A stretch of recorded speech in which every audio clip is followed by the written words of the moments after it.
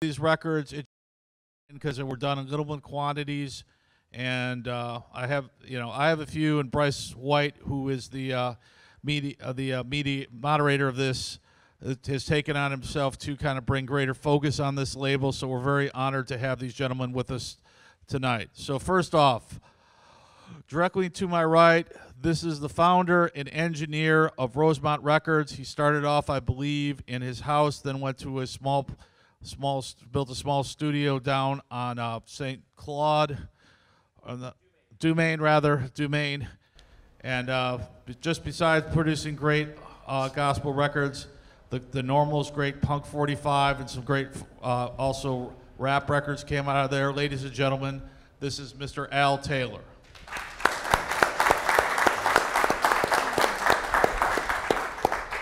Who is one hell of a hard person to reach by phone. But we did, on 3 tries, we finally actually were able to get to his house one day and go meet with him and convince him to come to the Stomp. So this is Al Taylor. Next to him is a gentleman who I used to see originally going to Miss Alberta's Mississippi tie-ups with his group. And he's started out at Jazz Fest for years. He leads one of the greatest gospel groups from New Orleans. This is Mr. Andrew Jackson of the Mighty Rocks of Harmony.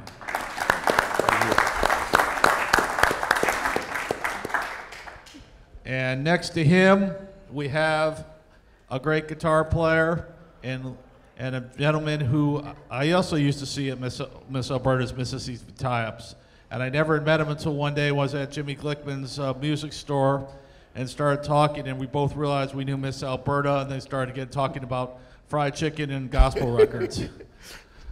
He is a and he leads the Electrifying Crown Seekers. This is Mr. James Williamson Sr. All right. Now, the great thing about this is they're going to talk today, but on Sunday we're going to have a gospel show, and we're going to bring church the best way you could possibly do, because you're going to be happy because we have both the Mighty Rocks of Harmony and the Electrifying Crown Seekers performing in the 3 Keys on Sunday. So you want to check that out. It's going to be amazing. Now, our man all the way on the end, your moderator. This man is a WWOZ disc jockey. He is also an extremely busy disc jockey around town. He's a writer, researcher, and co-owner of Sinking City Records. He's put out some great records on his label. This is Mr. Brice White. All right. Thank you. Yeah. Thank you. All right. Thank y'all for coming. Thank y'all for being with us today. Really want to thank these 3 gentlemen here. Thank y'all. I've been trying to track down each one of you in different ways. You guys are a little easier to find. Mr. Taylor is an international man of mystery. I thought maybe we'd start with just maybe a brief introduction of each of you gentlemen yourselves. Maybe describe, a little bit about your history, and as we discussed earlier, there's well over 150 years of history between these 3 gentlemen in the music business, quite a bit more than that actually, and so there's a lot to talk about here, and we'll focus a little bit on Rosemont Records, and then which each of these gentlemen recorded for, and then we'll talk a little bit about each of y'all groups as well, and Mr. Williams brought his guitar, so that's a special rare treat, so hopefully maybe we can hear some of that as well. Does that sound good to you gentlemen? All right, sound good. Great. Mr. Taylor, can we start with you? Okay. We were realizing in the car ride over here that Rosemont Records' 50th anniversary is this year, actually, which you'd think we would have known ahead of time, but congratulations on that. Mr. Taylor, maybe you could tell us a little bit about how you got started in the recording business. Okay, it was, I got a small Roberts tape recorder for a Christmas present that my father-in-law gave me. And from that, I started recording churches, and I went from there on. I really enjoyed it, so I stuck with it. And how did you do that? At first, you would actually go to a church and record in the sanctuary itself? Yeah, I did most of the choirs. Choirs give their annual sermon, musicals, and we'd go ahead and record that annual musicals. And then I would give them the records and sell them the records. And I'd gross about 1,000 albums each time I recorded church. And that kept it going. And tell us a little bit about a church musical. I'm not sure if folks are familiar with that. I don't know if they still do that. Do a lot of churches still do an annual musical program? Yes. Yeah, they sure do. Okay. I don't know about that, but because I've been out of it, I've retired from the business. But I hear on the radio, and they are still giving musicals, annual musicals. And it sounded like at first then you started recording also in your home studio? Right, my home studio. It was in the back of my house. And then I got ran from out of there because of Katrina. No, not Katrina. Betsy. Betsy ran me from back by my house. And I got an SBA loan and moved up on Domain Street, 1938 Domain Street, and built a studio. And I went from 2 tracks to 4 tracks to 8 tracks and 16 tracks. Excellent, excellent. You had that studio until when? I think about 90. Okay. No, about 85. Okay. And then I retired. Excellent.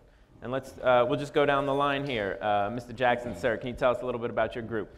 Well, I'm the youngest of 7 brothers. The Rocks of Harmony got started in 1950 at the New Hope Baptist Church right there on the corner of Magnolia and Washington Avenue. The late Reverend Freddie Dunn gave us the name, the Rocks of Harmony. When we got started, we had 7 brothers in the group, which is the Jackson brothers, but he gave us the name Rocks of Harmony.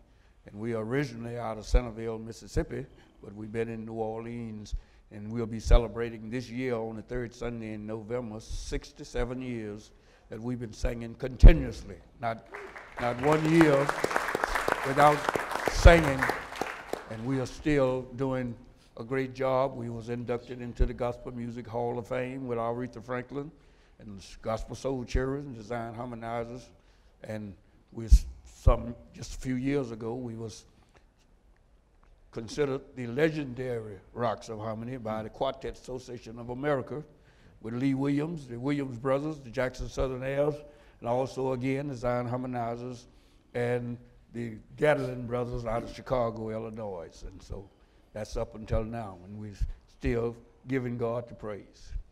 And we were talking earlier, you were a youngster when you started singing with the group. When I first started singing, well, I came here, moved here permanently in '61, but while I was going to school, I was coming backwards and forwards and singing with the Rocks of Harmony. But originally, the Jackson brothers been singing for 70 years. We had 4 brothers of the Jackson brothers who started singing in Centerville, Mississippi, before the Rocks of Harmony was organized. And after I got out of high school, I came here, and I'm the booking agent and the spokesperson for the Rocks of Harmony ever since. And lead tenor, is that right? The lead tenor singer and also lead singer. Was said 4 of the brothers has passed away, so 2 sons have came in the group to take their uncle's place. My son, he do a lot of writing for the group, and also my brother's son, he is the drummer for the group. And we got another set of brothers in there, which is the Jenkins brothers. 2 Jenkins brothers came in since then, so we still got 10 members in the group. Excellent, thank you. And Mr. Williams, can you tell us a little bit about how long you've been doing this and a little bit about the Electrifying Crown Seekers? Well, the Crown Seekers has been organized 52 years. We started in 65, really, 1965. I've been the only guitar player they had. Then I do all the writing the songs, and like Brother Jackson said, I guess I'm the booking agent. And people when you call the number, Mr. Williams answers. Well, you know, my wife says all I do is stay on the phone, so you know what that is. But we've been organized like 52 years, and been a lot of places. We've been to Parish, we've on the Kansas City Blues Festival. We've been to San Antonio. We've been a lot of places, but we lost a lot of members. I had 2 sons that were drummers, and they got up and went away. And my baby son was my last drummer. He went to college in Louisiana Tech, met a young lady, got married, never came back home. So we're still looking for a drummer. We just use drummers, borrow drummers, because you can't find nobody that want to commit to the group, because everybody want to get paid every time they sing, and a lot of times we don't make money. Right. There's not a lot of money in gospel music. I mean, I was just telling Brother Jackson outside, if we was playing other kind of music, we might could make some money. There's not a lot of money in gospel music, but we love what we're doing. We've been doing it a long time. We've been to Jazz Fest every year, and God really has been blessing us. I think that's an interesting thing I thought we'd get into a little bit as we go here is the decision. I know both of you gentlemen have really, from what I understand, made a decision to stay in that gospel world. Right. Because we know that both the voice and the crossover of the guitar, as we connect here at the Ponderosa Stomp, you know, it goes into the secular world as well. But I think you guys have really made a personal commitment to that gospel, sacred music. That's right. Yes. It's so awesome to sing and to see somebody come up and give their life to God, to Christ. And that's the main thing. That's why we love it. We just was in Lake Charles the third Saturday in September, and I had this gentleman call me that Monday, and he was saying about this song that really touched his life. In fact, he was crying on the phone that he really enjoyed us, and it made a change in his life. So that's the kind of thing that excites me, and I'm sure it excites Brother Jackson too. Right. It was interesting to me, Mr. Taylor, you started your studio back in '67 as a result of, we were talking about Hurricane Betsy. You were able to get a SBA loan. SBA loan, right. That allowed you to sort of take your studio from that home From my home, right. to the building there on Dumaine Street. Sounds like y'all started right there at Hurricane, same year as the hurricane there. Was there any significance to that? We did, yeah. We started, in 1965, right? Right. As a fact, I lived through Betsy. Okay. Yeah. And we started, I can't remember the exact year, but the first thing we did with Rosemont Records was a 45. Right. 45. Yeah. He used to say, well done. That's the first one we did. 45, yeah. And Jesus is all right on the other side, yeah. I have it in here too. I was going to pull it out real quick because I just got it from Mr. Jackson here. So this is. Well, this was the second one. Oh, this is the second one. I left the first one at home. So anyway, this is the second one. 45, yeah. Great. And I'll show everyone too. This is the first LP by the famous Rocks. Yeah. This is the first LP by the Crown Seekers. Right, that's right. And I'll leave them up here if folks want to take a look at them afterward. And this is the first LP, which we figured out in the car ride over here today. We did some preparation for this, but I think we got more done in the car ride than we did too much earlier. This is the very first release on Rosemont Records. Mr. Taylor, who was the singer you had on there? You told me you always mentioned the name. Naomi Gordon.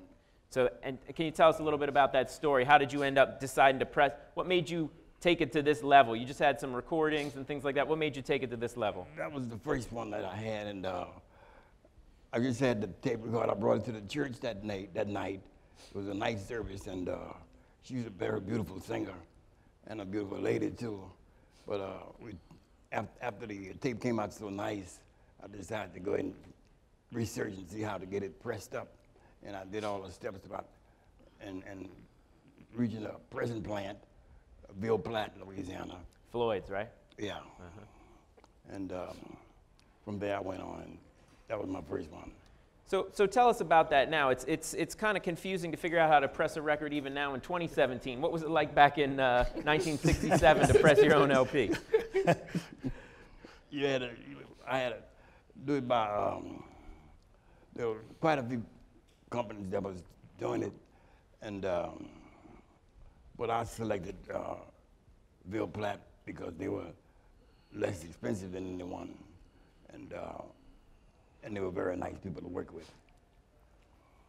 And did you just, make a tape and send it out to them, or how did that work? I had to make the tape, align it with timing it, timing each song on the record, and that was it. And then we were talking about this. You were really a one-man show. How did this cover come about, and how did you start making these record covers? Did you hire somebody to do this work, or? No, I did all of that. Okay. I did everything there. And on the back here, if you see when some of these, I'll put these all up here for the end real quick. I know we'll only have a few minutes. They almost all have liner notes, and they're almost all written by Mr. Taylor here on the back, which, as a do-it-yourself kind of person myself, I respect that. But this gentleman put out hundreds of records, so that's quite a bit of work. Yeah. Tell us about how did you get to Rosemont Records? What made you all put this second one and the first one out before it over there? I don't remember whether somebody recommended us or we met Mr. Taylor. I don't know. I forgot how it went. I.B. Sanders. Huh? I.B. Sanders. Right. That's true. That's true. That's right. right. That's right. You The late. got a great memory. That's good. But he did. He introduced us to Mr. Taylor, and we did the first song. I never will forget. Like I said, the song was "He'll Say We Are Done," and I think I was the first one in the city that did an instrumental in the middle of the song. That's what Peter Walker always said. You was the first one, you know. Yeah. We did that song, and it was a beautiful song, a great hit. We had this guy Tommy Lee Williams singing the falsetto, and it was a great record, you know. But we had a good time. And in recording Mr. Taylor, the difference now is that, okay, we did everything at one time just about. Right. You know, now, like the last thing we recorded, we had to sing one voice like 3 times, you know, in the same way, and it's harder now, Mr. Taylor. Yeah, I know. It's harder now. But we did everything at one time, the guitar, the bass, and all that, you know. Wow, and were each mic'd separately, or was it a room mic? How did I think. Remember? Do It's you all remember? separated. Well, Separate. you're standing around one mic. One mic. one mic, Yeah. the background. Background, yeah, And the the three lead people. singer was in another place by himself. Yeah. And I think he had the drums partitioned off. Uh-huh, you know, right. yeah.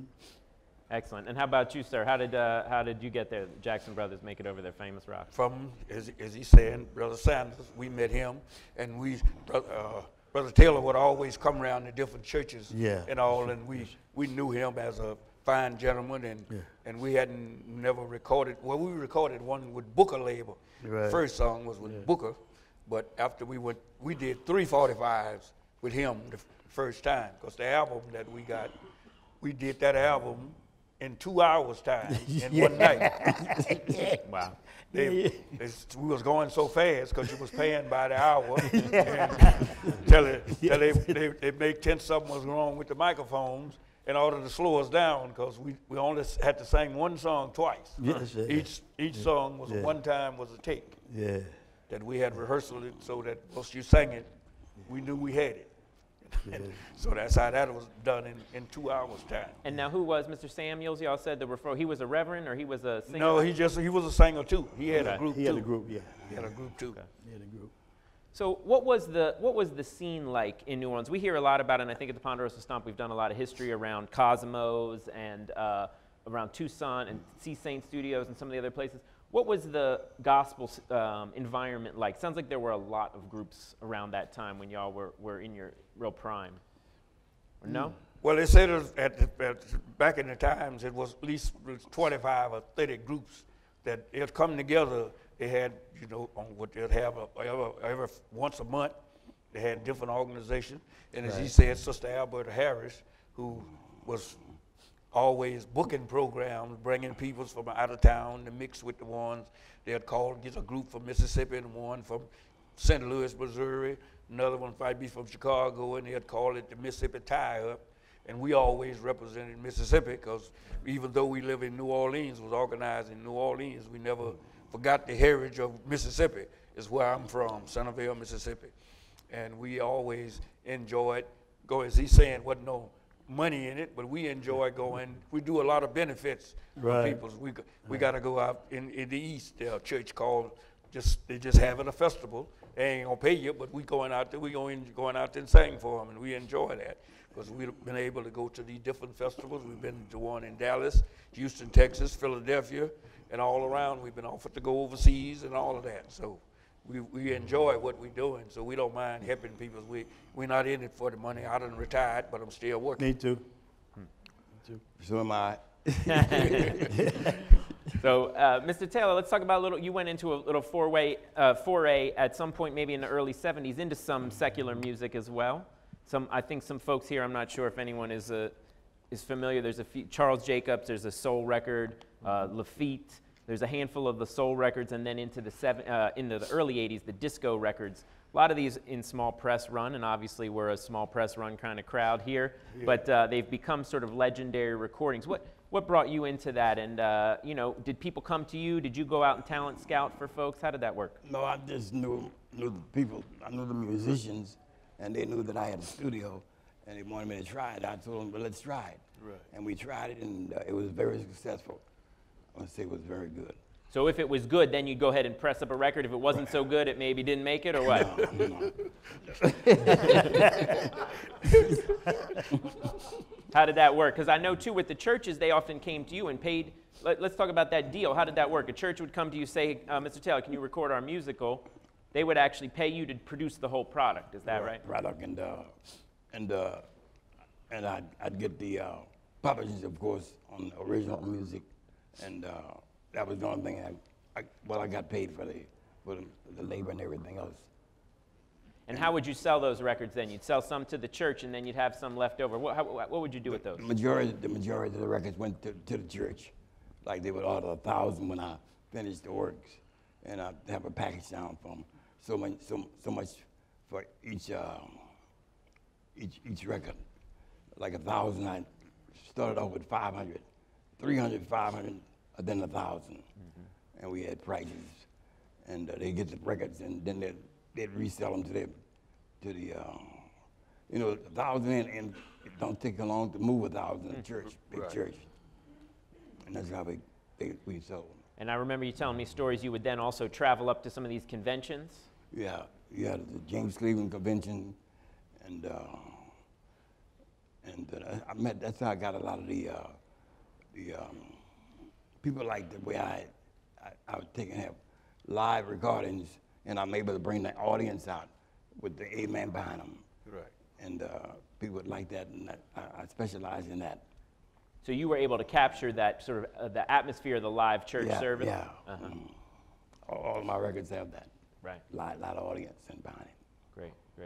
And so you would go actually with the trunk of records in your car or in your trailer. Talk about that too. You used to travel. You told me you were traveling with the trailer. What was on that trailer? B3 organ. Okay. And Leslie. And we went to towns like Florida and Washington, D.C., Texas, and Tennessee. We got jammed one time in Texas with a hurricane. And what happened then? You were going out there to record a group? Yeah, I had to record a group. Got stuck out of there, up there. Nice. And tell me a little bit about, we talk about this, there's a New Orleans punk rock label called Electrifying Records. They recorded only three singles were recorded at Rosemont Studios. How did that work? Was that a strange juxtaposition that happened there with the gospel studio and the punk rockers? Yeah, that was some. Any good stories from that time? No, nothing. There's a lot of stories we don't tell in a public setting here, but you get Mr. Taylor on the side, you might hear some of them. And then we'll talk real quick too about the early days of rap. Mr. Taylor put out either the first or one of the very first rap records in New Orleans, Tanya P, Pee-wee's Beat. If anyone remembers the 80s, there was a Pee Wee Herman craze. And we had our own local version on a 45 called Pee-wee's Beat. Yeah. And then a few other rap records, and ended up with what sort of let you know it was time for you to shut your studio. You were affiliated with a much larger rap label. Well, now it's a much larger rap label. I took it, for instance, the Tanya P thing, Pee-wee's Beat. And she did this, and we pulled a concert at a bowling alley on Chef Highway, and we packed the capacity. The police came by and told us we had to stop letting people in, and we had to get the car was blocking the highway, and so we had to just stop everything. And the girl packed this auditorium. But she didn't have the experience, and I didn't know this. And at the time of the concert, I introduced her on the microphone, and she came on up, and she froze. She couldn't do anything. She couldn't sing. And she couldn't rap. And we had a pack house. And she didn't even perform then, right? No, she didn't perform. Did you have to give a lot of money back? Yeah, we had to give it all back.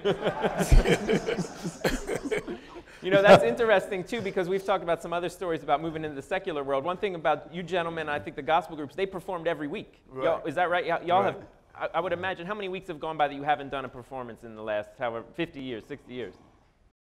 You sing at church still, mostly? Yeah. Well, my wife and I play for our church, so we had church every Sunday. But I guess we probably have missed some weeks now because of things changed after Katrina. But before then, it was, hey, it was every weekend. Every weekend. And is that the same with you guys, Famous Rock? Yeah, we have something every week this month, all the way to the 5th Sunday. Yeah. So when it's time for you to get on Friday, stage, there's no freezing up, huh? Start on a Friday night, and then they want a Saturday, and then we got to go that Sunday also. You know, we tried not to do that many in the same week because each program we give it all. We don't just get up and just do something just to be doing something. You know, I said, anybody take a chance to go someplace just to be seen, that's just a problem. That's a problem right there. That's right. What, now, were you originally from Mississippi as well? I didn't want nobody to know that. But Oh, I'm sorry. I was trying to figure out what happened here with Mississippi to New Orleans. Well, think about it. I came from a little place called Liberty, Mississippi. It's not too far from where Brother Jackson 16 came from. miles apart. Yeah.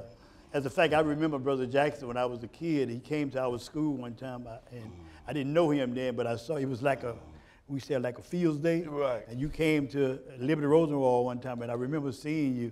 But like I said, I didn't know you at the time. But I came from a little place called Liberty. Yeah, I left when I was like, I got out of school when I was like 15. I went to Chicago, couldn't get a job. Came to New Orleans when I was 17. I've been here ever since. Wow, great. And Mr. Taylor, you were born in Mobile, Alabama, is that right? Alabama, right. But moved here as a kid. As a kid. Graduated 35, McDonough 35. Right. Yes, indeed. Yeah, okay. Great, let's see what time it is here. I wonder if we could, would y'all mind if Mr. Williams played us a little bit here? Are you up for that, Mr. Williams? All right. Yeah, I don't care, because I play anytime. It doesn't make Okay, it, well, let's do it then. That sounds like Doesn't make any a difference. perfect And invitation. he can play. We were joking too. Yeah, I just bought my acoustic guitar, a little acoustic guitar. This gentleman is on a lot of recordings by other gospel artists here too. If you start looking through it, you'll find a lot of James Williams guitar listed on different records. and Right. things.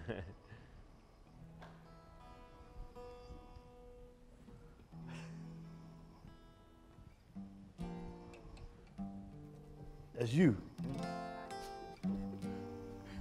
That's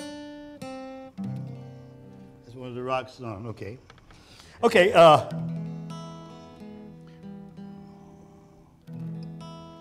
can't sing early in the morning. Guitar's good. It's not too early though. But this song that Mr. Taylor recorded with us, he just said we are done. We're gonna do a little bit of that.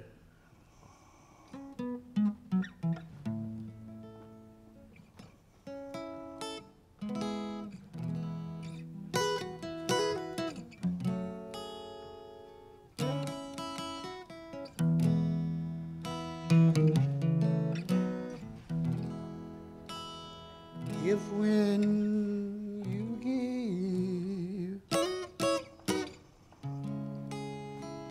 the best of your service, telling the world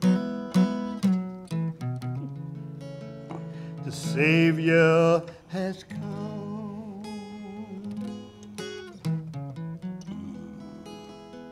Be not dismayed. Men don't believe you. He'll understand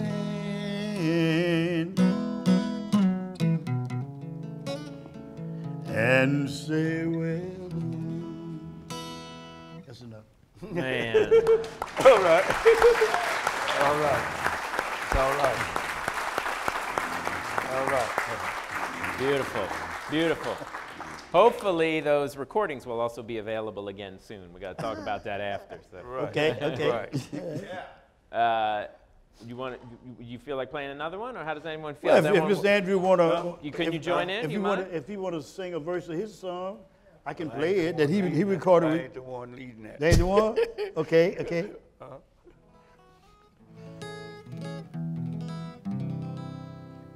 a little bit of this. Me Huh? standing in the need of prayer. It's me. What's that?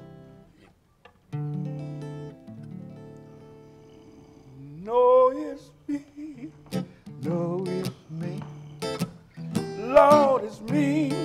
Oh, it's me. Ooh, I'm standing here In the need of prayer. in the need of prayer. In the need of prayer. Said it's me. Oh, it's me. Said it's me, y'all. Oh, it's me. I'm standing right In the here need of prayer. in the need of prayer. In the need of prayer. That's beautiful. That's beautiful. Thank you, thank you, thank you, thank you so much. Mr. Taylor, did you ever do any singing too? Did you ever join in? No, I never did. Stayed behind the board? If I could tell them when they were wrong, though. It was not a, Yeah. Excellent. You feel like another one? Yeah. Y'all feel like another one? Is that okay? Oh, when the saints go marching in. When the saints go marching in. I want to be in that number. When the saints go marching in. That's enough.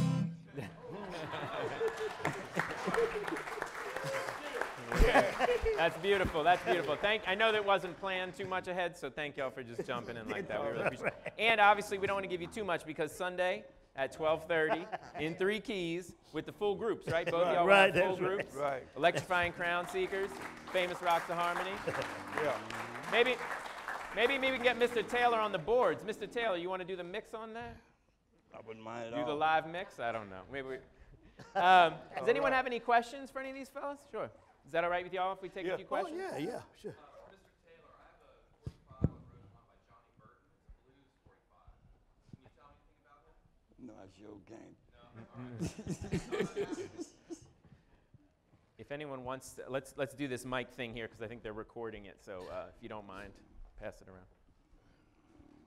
For Mr. Williams and Mr. Jackson, was there a place that groups got their uniforms in for their quartet? Well, the Rocks of Harmony has always been known as wearing tailored suit. Harry Hyman Taylor's on Rampart Street in 1950 when the group first started. We was kind of at one time, a group might have on a different suit and hadn't had on it, but we brought it out that everybody had, even the drummer, had on the same uniform.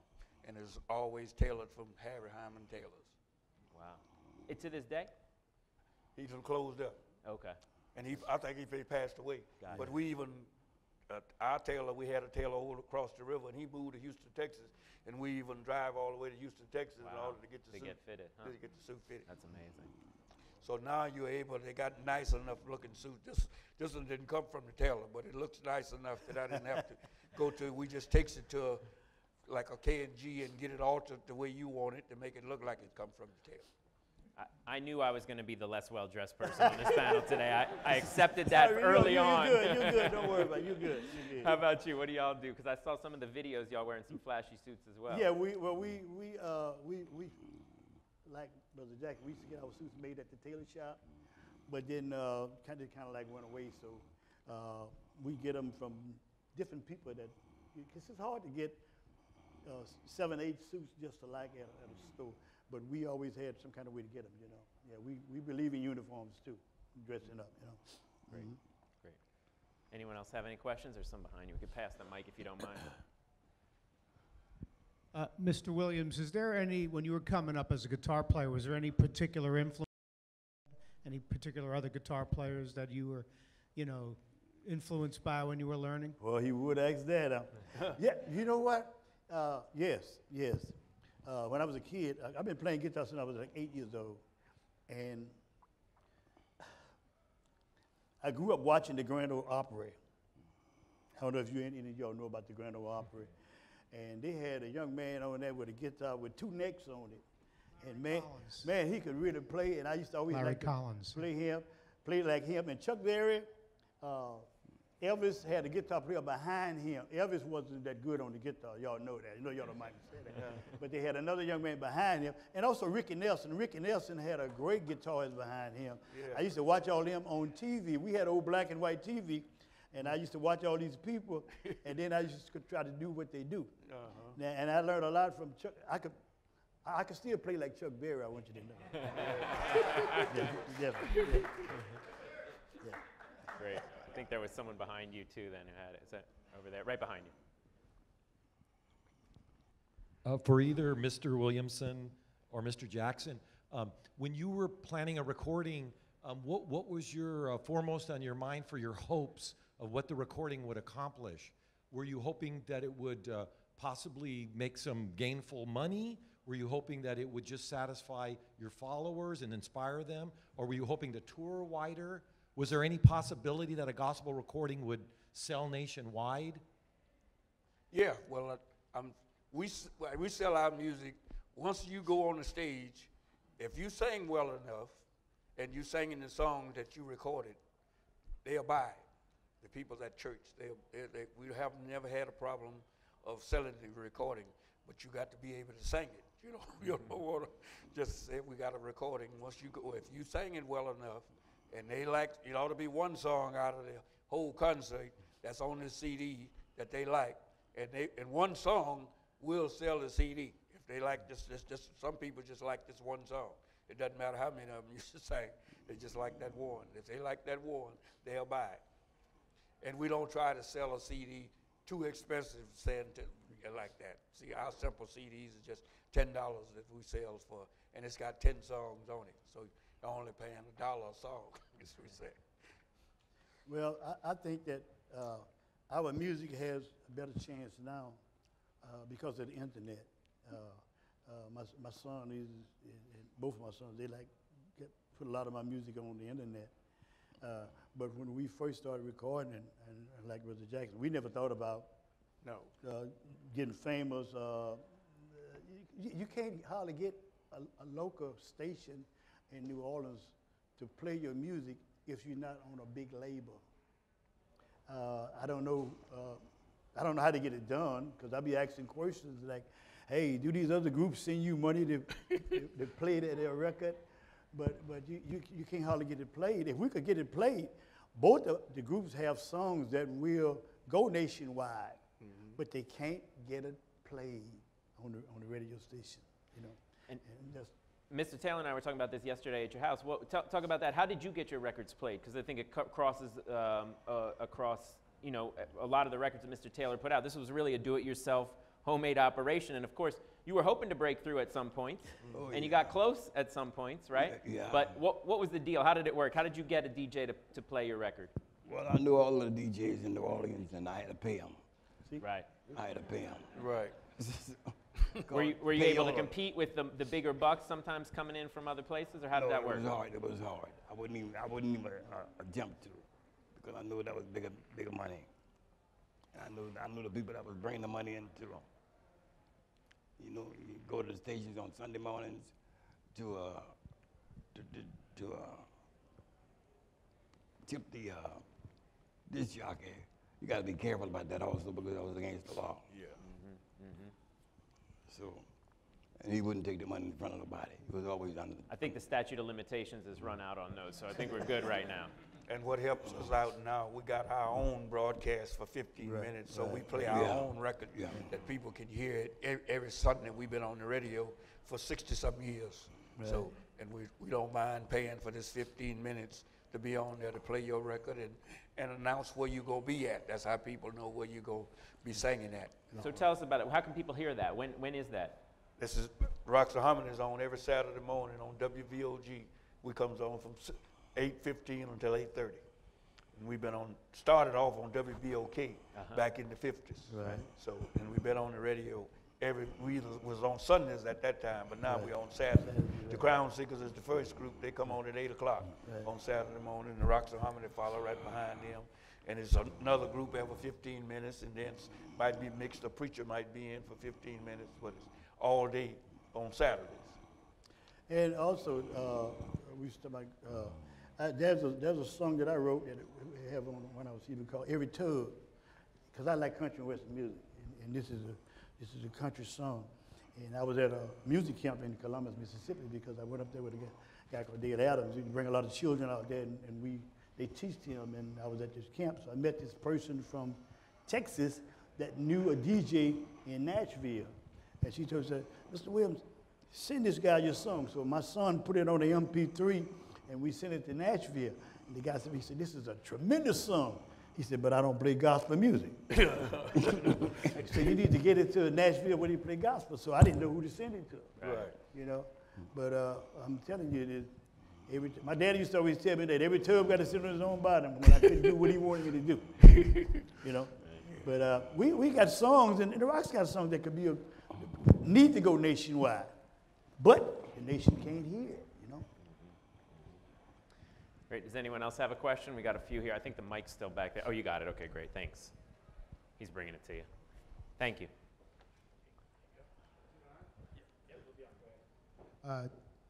This is for Mr. Williams or Mr. Jackson.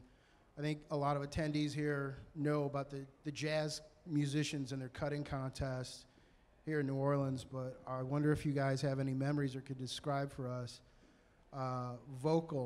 gospel vocal group contest. Were there any? How they went? Who was decided the winner? And was there any sort of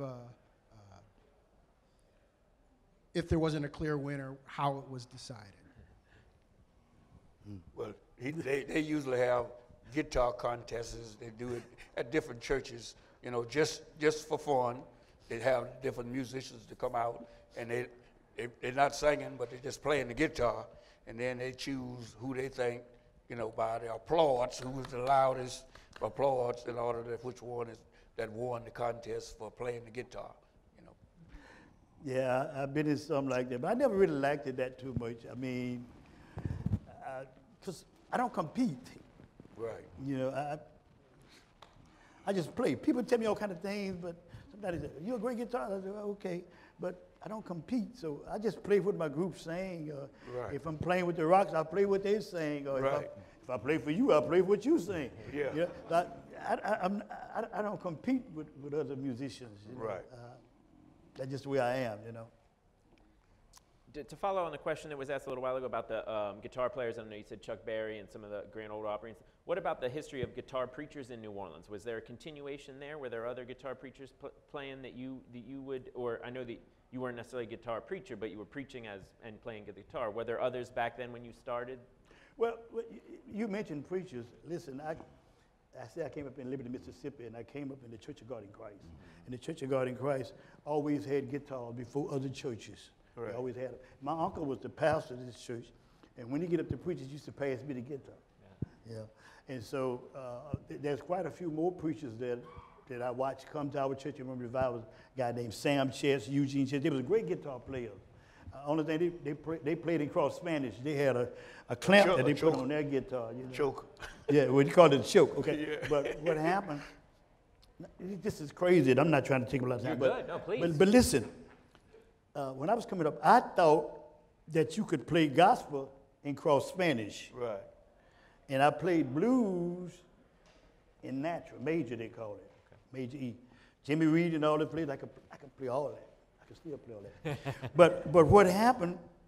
When I went to Chicago, I met a guy named Maurice in a group, and because my brother brought me to this guy. I said, "This is my little brother. He can play guitar. Let him join the group." So I played around with him, and he had a guy named Maurice say, "Hey man, say you can play major." I said, "Yeah." He said, "Well, why don't you play gospel in major?" I can't do that. He said, he said, tune in major. You can play the major. So he taught me how to play gospel in major. Yeah. Because I always played it in cross Spanish because that's what all the preachers did. Mm-hmm. Not saying I want to be a preacher, but I'm serious, you know. So I started doing it, and I've been doing it ever since. But I can still play in cross Spanish, you know. Cross Spanish has a great sound, you know. Wow. And do you play secular music at all on the side there, or no, not to public? No, I have a lot of people ask me right now. Yeah. You'd be surprised how many organists that play for church have bands on the side. Right. Because I just played for a church down, I ain't gonna say where it was, but the organist came to me and said, "Hey man," he said, "I need you to play with me." I said, "Okay." He said, "I have a band." Yeah. And I was so surprised that he played in church and do that. But a lot of them do that now. Right. But I wouldn't do it. Nah, yeah. I wouldn't do it. You've gone this far this way, right? Yeah. Right. I have a nephew that played he called himself Juju Child. He played somewhere on Orleans. Okay. And he been trying to get me to come now. I can't do it. Any last questions we had here? I saw a hand over there. Yeah, is there? Sorry about the mic passes. And then we'll wrap up here in a minute. For Mr. Taylor, well, after you started Rosemont, were you able to make enough money, or did you have an outside job? And also for Mr. Jackson and Mr. Williams, were you able to support yourself just on gospel music, or did you have a 9-to-5? Yeah, I had 3 incomes.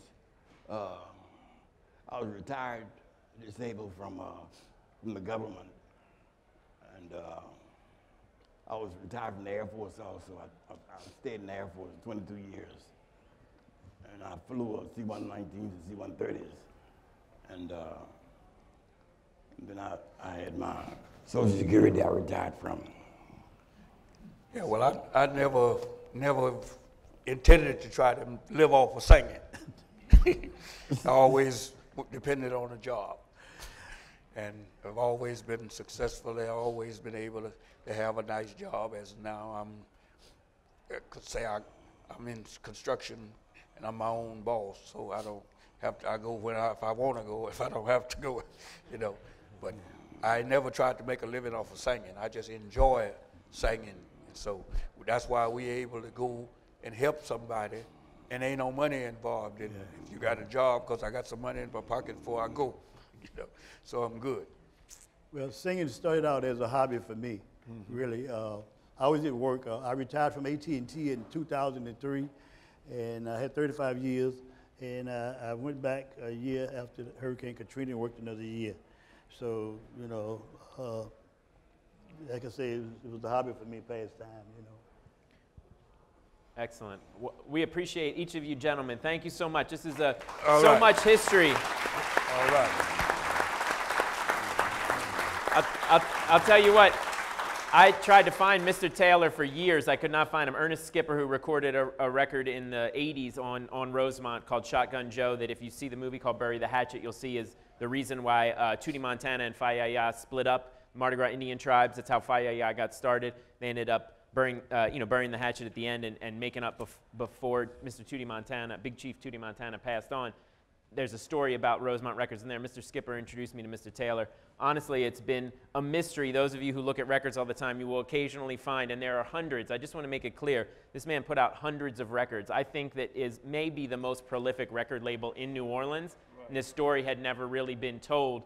I did a short piece in Offbeat magazine a few years ago, and hopefully soon we can get some of these recordings again commercially available. Nothing that Mr. Taylor ever did has been available on CD or digital or any other format up until this point. So hopefully some of y'all have copies of the vinyl in there. But anyway, so I'm really excited that the three of you got to come out here today. And Mr. Taylor, it's an honor to have you out here. Mr. Jackson, Mr. Williams, thank y'all gentlemen for coming out here so much. Thank you for having us. Thank you.